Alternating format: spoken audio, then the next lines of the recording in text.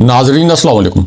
Inside news के नए programme के साथ मैं हूं इब्राहिम राजा और आज हम आपको आला तरीन फौजी इजलास, शहजाद अकबर पर हमले की वीडियो और हसास तफसीलात, बुशरा बीबी साहिबा, अडयाला और पाकिस्तान के सबसे बड़े और सबसे मकबूल लीडर इमरान खान साहब के मुतलिक तीन बड़ी और अहम नोयत की ब्रेकिंग न्यूज़ से आगाह करेंगे। आज की पहली बड़ी ब्रेकिंग न्यूज़ बरतानिया में शहजाद अकबर पर खूनी हमले के मुतल्लिक है।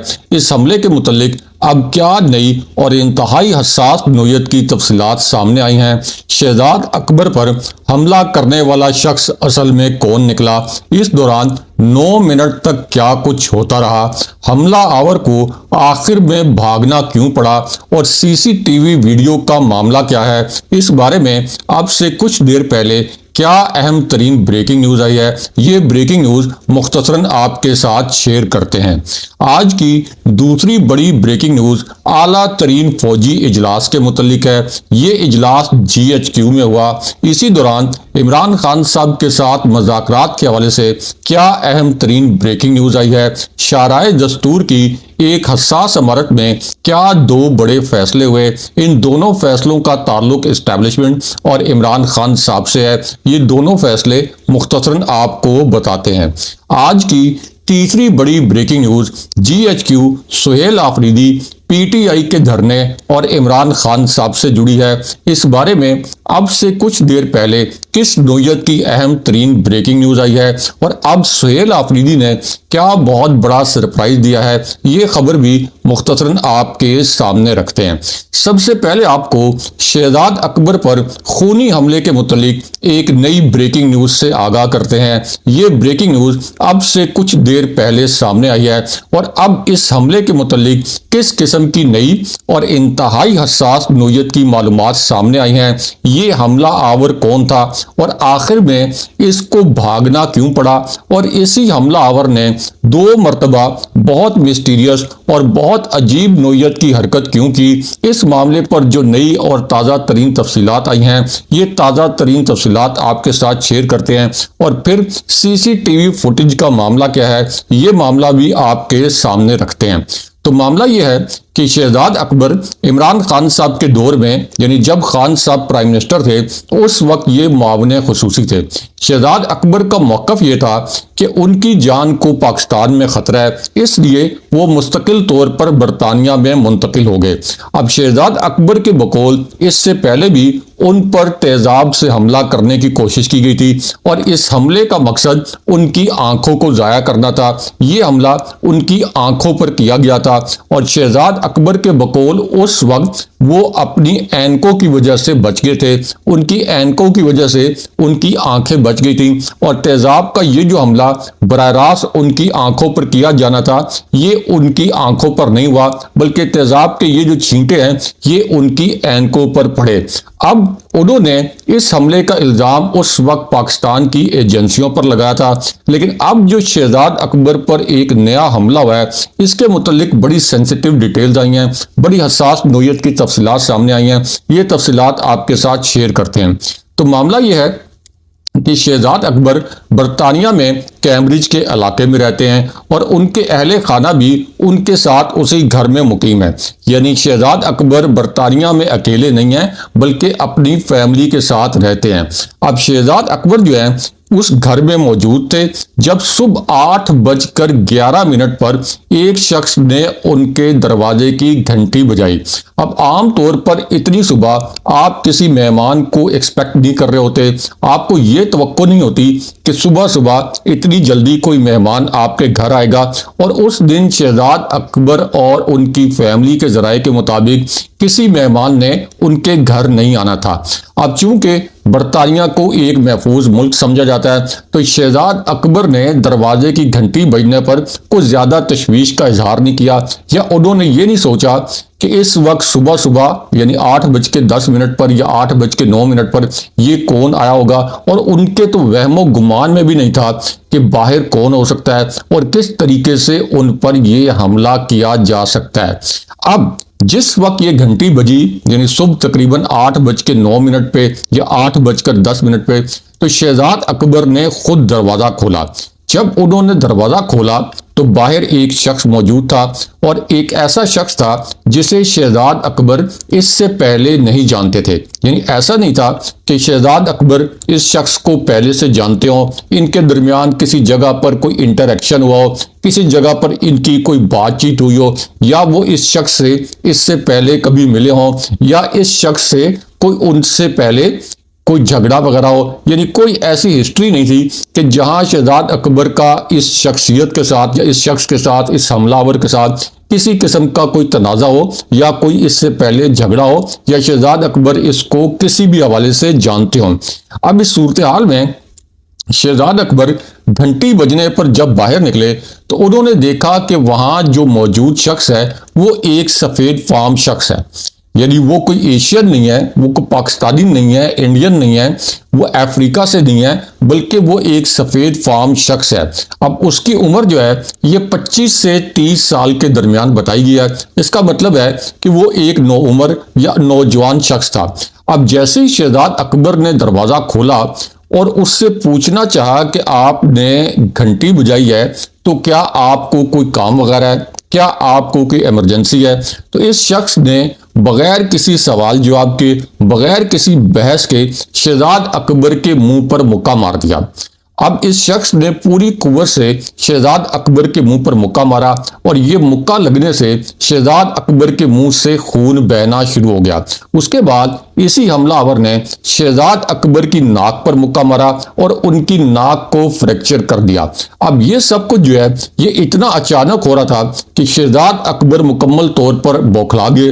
वो खुद को संभाल नहीं पाए क्योंकि उनके वहमो गुमान में भी नहीं था कि उनके ऊपर इस तरह से हमला होगा। लेकिन उसके बाद इसी हमलावर ने 2 मरतबा बड़ी अजीब सी हरकतें भी की, क्योंकि ये जो हमलावर है ये तकरीबन 9 मिनट तक, मुसलसल 9 मिनट तक ये शहजाद अकबर साहब के मुंह, जबड़े और नाक पर पूरी कुव्वत से मुक्के बरसाता रहा और इस दौरान शहजाद अकबर के मुंह के साथ साथ उनकी नाक से भी खून के फव्वारे बहना शुरू हो गए।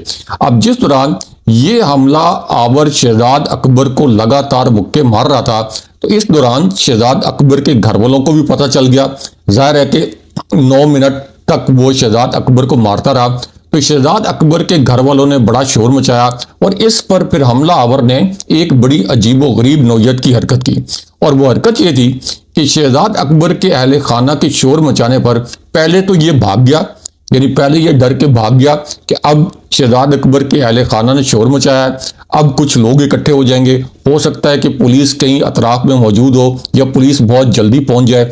लेकिन पहले तो वो भाग गया, लेकिन भागने के थोड़ी ही देर बाद अभी शहजाद अकबर को दोबारा घर के अंदर ले जाया नहीं गया था तो ये शख्स बड़ी तेजी से वापस आया और इसने दोबारा शहजाद अकबर पर हमला किया, दोबारा उनको मारना शुरू कर दिया। इस दौरान इसने शहजाद अकबर पर इतने ज्यादा मुक्के बरसाए और इतनी कुव्वत से मुक्के बरसाए कि शहजाद अकबर इस हमले में बेहोश हो गए।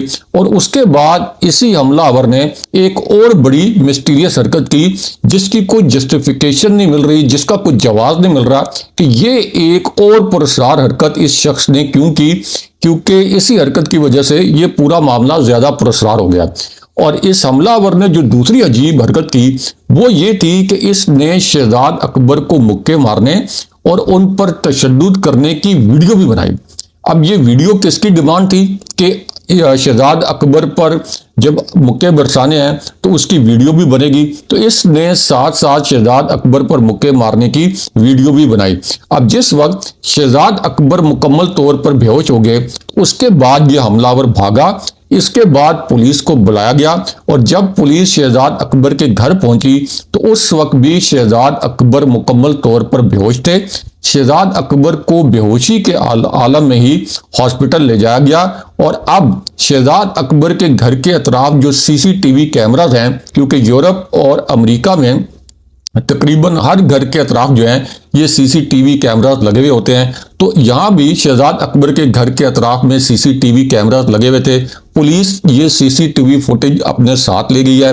अब पुलिस स्टेशन में इस मामले पर बाकायदा एक रिपोर्ट भी दर्ज करा दी गई है, तहकीकात का आगाज भी हो गया है। लेकिन अब इस बात की तस्दीक की गई है कि शहजाद अकबर के जबड़े में फ्रैक्चर हुआ है और उनको शदीद चोटें आईं और वो हॉस्पिटल में भी काफ़ी देर बेहोश रहे। तो इस वाक़े की अब तस्दीक की गई है और पुलिस बड़ी एग्रेसिवली जो है वो अब इस वाक़े की तहकीकात कर रही है। लेकिन यहाँ आपको इस्लामाबाद में जंगी तैयारों की परवाज़ों के मुतालिक एक अहम नोयत की खबर से आगाह करते हैं, क्योंकि इस्लामाबाद में जंगी तैयारों की जो परवाज़ें हैं ये देखी गई हैं बड़ी घन गरज के साथ, और इस वजह से मुख्तलिफ किस्म की क्या साराइयाँ हो रही हैं कि जंगी तैयारे ये परवाज़ें क्यों कर रहे हैं। तो मामला ये है कि जिस वक्त इस्लामाबाद की फ़ज़ाओं में इन जंगी तैयारों ने उड़ानें भरी और इनकी परवाज़ें देखी गई, तो बहुत से लोगों ने ये क्या साराइयाँ की कि शायद कोई एक जंग का नया माहौल बन रहा है, शायद इंडिया की जानिब से एक मरतबा फिर कोई मिस एडवेंचर करने की कोशिश की जा रही है, जिसके जवाब में इससे पहले पाकिस्तान की फ़ौज ने 6 तैयारे जो हैं ये इंडिया के मार गिराए थे। अब इस पूरी सिचुएशन में बात फिर बाद में ये खुली और हमने अपने ज़राए से कंफर्म भी किया कि ये जो तैयारों की परवाज़ें थी ये असल में कोई जंगी मशकें नहीं हो रही थी, बल्कि मुत्तहिदा अरब अमारात के जो सदर हैं उन्होंने इस्लामाबाद आना है और उनको जो गार्ड ऑफ ऑनर देना है, तो ये उसकी रिहर्सल हो रही थी, यानी उसकी रिहर्सल का ये सब कुछ हिस्सा था। और अब इस्लामाबाद में 26 दिसंबर को छुट्टी का ऐलान भी किया गया और 26 दिसंबर को यूएई के सदर जो हैं ये पाकिस्तान का दौरा करेंगे। लेकिन यहाँ आपको जीएचक्यू इमरान खान साहब और प्राइम मिनिस्टर हाउस में होने वाली एक बड़ी खास किस्म की सरगर्मी से आगाह करते हैं, क्योंकि ये एक ऐसी खबर है जो जीएचक्यू और इमरान खान साहब के मुतालिक है और ये खबर पाकिस्तान के सबसे बड़े अखबार में शाया की गई है। इस खबर के 2 नुकात मुख्तसरन आपको बताते हैं। इस खबर से आपको ये पता चलेगा कि जीएचक्यू और इमरान खान साहब के मामले में पसे पर्दा किस किस्म की डोरियां हिलाई जा रही हैं और ये जो पूरा खेल इस वक्त रचाया जा रहा है इसके मरकजी 3 किरदार कौन है, इनके मकासद क्या हैं और इसी दौरान अडियाला में किस किस्म की हैपनिंग हो रही है। तो मामला ये है कि अब तस्दीक की गई है कि प्राइम मिनिस्टर हाउस में एक मिस्टीरियस खत पहुंचाया गया है, यानी एक पुरस्कार चिट्ठी जो है ये वज़ीर आज़म हाउस में शहबाज शरीफ के नाम लिखी गई। ये चिट्ठी अब प्राइम मिनिस्टर हाउस में शहबाज शरीफ के एड्रेस पर पहुंच गई और शहबाज शरीफ ने ये चिट्ठी खोल के पढ़ भी लिया है, इसकी भी तस्दीक की गई है। अब ये जो खत है या ये जो चिट्ठी है इसमें शहबाज शरीफ से रब्ता करते हुए कोट लखपत जेल लाहौर में जो पीटीआई की सीनियर क़यादत कैद है, जिनमें शाह महमूद कुरैशी भी शामिल हैं, इनको रिहा करने का मुतालबा किया गया है। उसके बाद इसी खबर के दूसरे नुक्ते में यह बताया गया कि इस खत में लिखा गया, जो कि शहबाज शरीफ तक प्राइम मिनिस्टर हाउस में पहुंचाया गया, इस खत में लिखा गया कि ये जो कोट लखपत जेल में कैद रहनुमा है इनकी रिहाई बहुत ज़रूरी है ताकि हुकूमत और पीटीआई के दरमियान मज़ाकरात कामयाब हो सकें, क्योंकि ये जो क़यादत है ये मज़ाकरात की जानिब ज़्यादा माइल है। लेकिन हैरान कुन तौर पर ये जो ख़त है इसमें इमरान खान साहब का जिक्र नहीं है, इस ख़त में इमरान खान साहब की रिहाई का जिक्र नहीं है। और ये जो ख़त है इस पर हमारे ज़राए ने भी तस्दीक की है कि पीटीआई के जो साबिक रहनुमा थे, जिनमें फवाद चौधरी भी शामिल हैं, इमरान इस्माइल और महमूद मौलवी, इन तीनों के दस्तखत जो हैं ये मौजूद हैं इस खत पर, जो कि शहबाज शरीफ को भेजा गया। लेकिन यहाँ पर अहम तरीन सवालात ये हैं कि क्या इमरान खान साहब, जिनको माइनस करने की एक मुबैना कोशिश हो रही है, उनके बगैर पीटीआई और इस जाली हुकूमत के दरमियान कोई मज़ाकरात हो सकते हैं?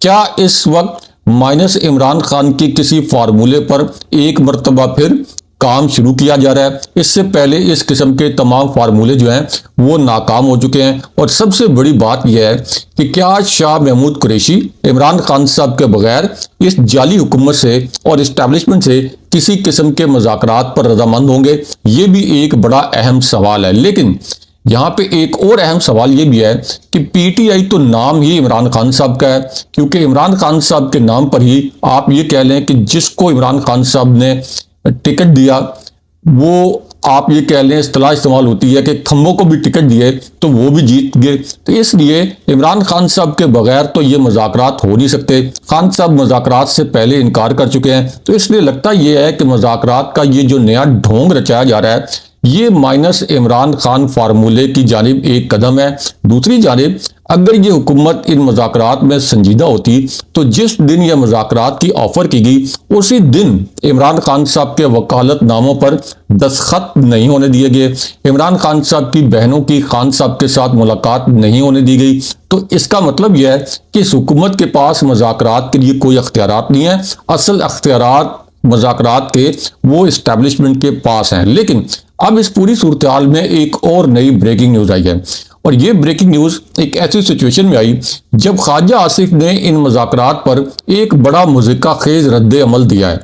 और इस रद्द अमल में उन्होंने ये कहा कि खुदा करे ये मुज़ाकरात मस्बत और नतीजा खेज हों, लेकिन साथ ही उन्होंने ये भोंडा इल्ज़ाम भी आयद किया कि इमरान खान अव्वल और आखिर अपना ज़ाती मफाद जो है वो अजीज़ रखते हैं। लेकिन उसके बाद राना सनाउल्लाह ने भी एक शगुफा छोड़ा और उन्होंने कहा कि हम तो इमरान खान को मुज़ाकरात की दावत पहले भी दे चुके हैं, लेकिन इमरान खान सिर्फ अफरा तफरी चाहते हैं। लेकिन आप अंदाज़ा कर लें कि सरे आम इलेक्शन को लूटने वाले ये जो वजीर हैं ये कितनी ढिठाई के साथ इमरान खान साहब पर अफरा तफरी फैलाने का इल्ज़ाम लगा रहे हैं। हालांकि अफरा तफरी तो उस वक्त फैलती है जब इलेक्शन लूट लिया जाए, जब अवामी मैंडेट को लूट लिया जाए, जब सुप्रीम कोर्ट में अपनी मर्जी के जज मुसल्लत कर दिए जाएं, जब इस्लामाबाद हाई कोर्ट में अपनी मर्जी के जज मुसल्लत कर दिए जाएं, जब बदतरीन धांधली की जाए, जब एक ही पार्टी के कारकुनों को दहशतगर्दी जैसे मुकदमात में जेलों में डाल दिया जाए। तो अफरा तफरी तो तब फैलती है। लेकिन ये जाली हुकूमत अफरा तफरी का इल्जाम किस पर लगा रही है? इमरान खान साहब पर। लेकिन अब इसके अंदर एक और बड़ी खबर भी है, और वो खबर ये है कि चूंकि इमरान खान साहब ने सुहेल आफरीदी साहब को अब एक बहुत बड़ी सड़कों पर तहरीक चलाने का हुक्म दिया है, तो इससे इस हुकूमत के ओसान खता हो गए हैं, इनकी टांगे कांप रही हैं। इसलिए अब ये मुज़ाकरात का एक नया ढोंग रचा रहे हैं, क्योंकि इनको पता है कि ये जो तहरीक है इसके नतीजे में एक बहुत बड़ा धरना अडयाला जेल पर आ जाएगा। अडयाला जेल पर एक बहुत बड़ा धरना होगा जिससे निपटना इनके लिए नामुमकिन होगा। इसलिए अब ये पीटीआई की क़यादत को एक ढोंग रचाकर इंगेज करना चाहते हैं। लेकिन यहाँ आपको जीएचक्यू इमरान खान साहब और बुशरा बीबी साहिबा के मुतालिक एक और बड़ी और अहम नौयत की ब्रेकिंग न्यूज़ से आगाह करते हैं।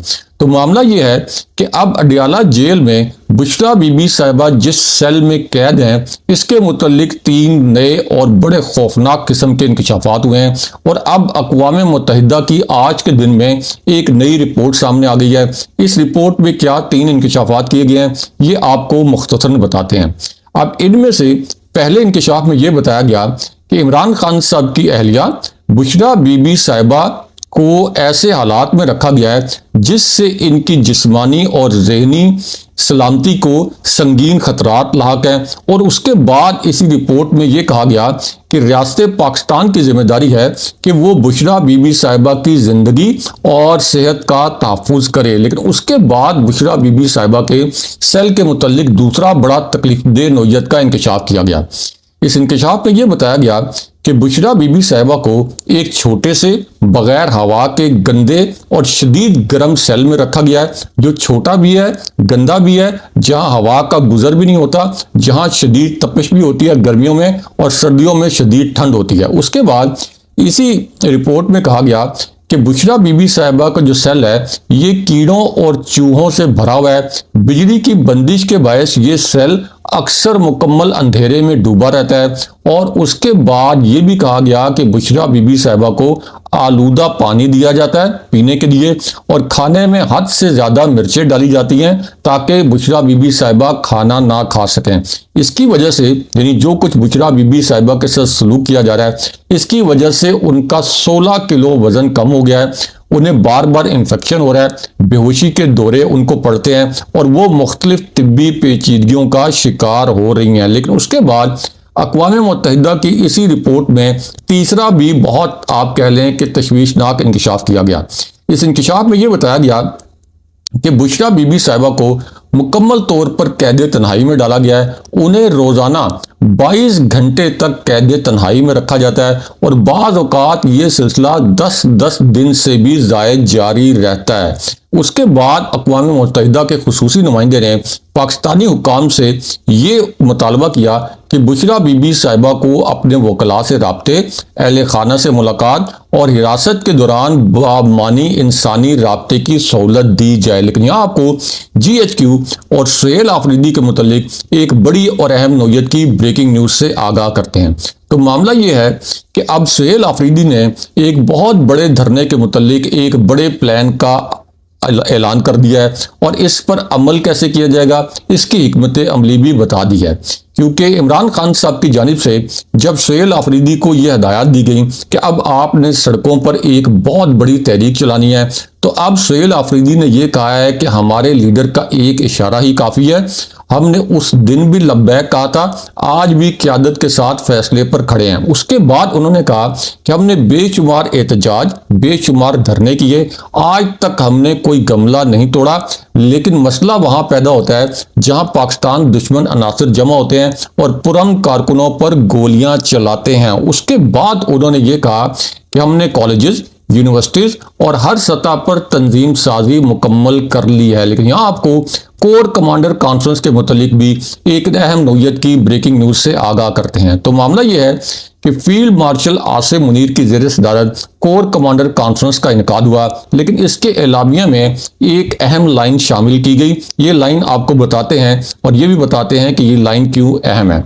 तो इस कोर कमांडर कॉन्फ्रेंस के एलामिया में ये अल्फाज इस्तेमाल किए गए कि कौमी यकजहती, सलामती और इस्तेहकाम को नुकसान पहुंचाने की किसी को इजाज़त नहीं दी जाएगी, चाहे वो कोई अनासिर सियासी हो या कोई भी मुसल्लह अफवाज, और पाकिस्तान की आवाम के दरमियान तफरका पैदा करने की किसी को हरगिज इजाज़त नहीं दी जाएगी। और कहने वाले ये कहते हैं कि शायद इसमें जो इशारा है ये PTI की जानिब है, लेकिन इससे पहले और मौजूदा हालात में भी अगर देखा जाए तो अफवाज और आवाम के दरमियान अगर तफरका फैलाने की कोई जमात कोशिश कर रही है तो वो सिर्फ नून लीग है जिसने ये इलेक्शन लूटा। इससे पहले नवाज शरीफ, मरियम नवाज, ख्वाजा आसिफ, परवेज रशीद, इनके जो बयानात हैं फौज मुखालिफ वो आज भी रिकॉर्ड पर हैं, और आसिफ अली जरदारी का वो बयान भी रिकॉर्ड पर है जिसमें उन्होंने ईंट से ईंट बजाने का एक नारा लगाया था। लेकिन यहाँ आपको एक और अहम खबर से आगाह करते हैं जो कि इस जाली हुकूमत के मुतालिक है। तो मामला यह है कि अब ये जो खबर है इसमें यह बताया गया है कि इस जाली हुकूमत ने अब कर्जे लेने के नए रिकॉर्ड कायम कर दिए हैं, क्योंकि रवां माली साल में यानी 2025-2026 के पहले 5 माह में जुलाई से लेकर नवंबर तक इस हुकूमत ने 858 अरब रुपए का कर्जा लिया है, और गुज़िश्ता माली साल में इन्होंने 741 अरब रुपए का कर दिया था जो इसके अलावा है। इस तरह जुलाई से लेकर नवंबर तक 2025 में जो इन्होंने कर लिया है ये पिछले साल से भी 117 अरब रुपए ज़्यादा है। तो ये एक ऐसी हुकूमत है जो मुकम्मल तौर पर कर्ज पर चल रही है। इसने इस मुल्क की मईशत भी बर्बाद कर दिया है, इस मुल्क के अंदर जो एक इत्तेहाद और इस्तेहकाम था उसको भी तबाह बर्बाद कर दिया है। अगले प्रोग्राम तक के लिए खुदा हाफिज़।